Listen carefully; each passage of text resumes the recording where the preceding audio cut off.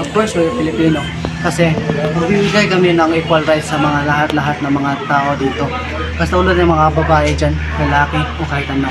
Because in Philippines, we are like one of those countries that has colonized by Christianity and have well respected both male and female people. What can you say about gender equality and women empowerment? Gender equality means treating everyone fairly and equally, no matter if they're male or female or any other gender. And women empowerment is about giving the women power and opportunities to achieve their goals and make their own decisions. Gender equality and women's empowerment. Ang masasabi ko lang dyan ay lahat ng mga kababayan ay dapat bigyan ng pantay-pantay na pagkakataon sa bawat halaman. Kagaya na kaming mga kababaihan ay magagawa din namin kung anong magagawa ng mga kadalakihan ngayon. Sabi ko lang ay babae ay tao lamang na dapat respetuhin katulad ng pagrespeto sa ating sarili.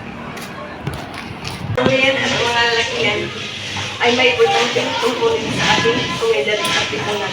Kung noong unang panahon ay hindi pinaparagan ang mga kababayan ay iba na nga din. May nagsasaulong ng gender equality o ang pagkapantay-pantay ng mga kababayan at ang mga kalalakihan sa lipunan. Yan. Of course, gender equality refers to the equal rights, responsibility, and opportunity individual regarding of their gender.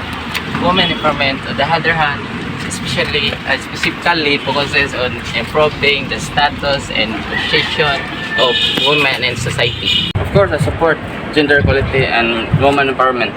Gender equality is ensured to people of all genders have rights, opportunities, and treatments in society. Meanwhile, on women empowerment is about enabling women to realize their full potential and participate equally in society. Siyempre, ang woman empowerment nagsulong nagpapataas at papalakas ng spiritual, political, social, economic strength ng mga babae sa buong panig ng mundo. Dito sa Pilipinas, isa ang DSWP o Democratic Socialist Women of the Philippines na naniniwala na ang babae at lalaki ay may pantay na karapatan sa lahat ng bagay.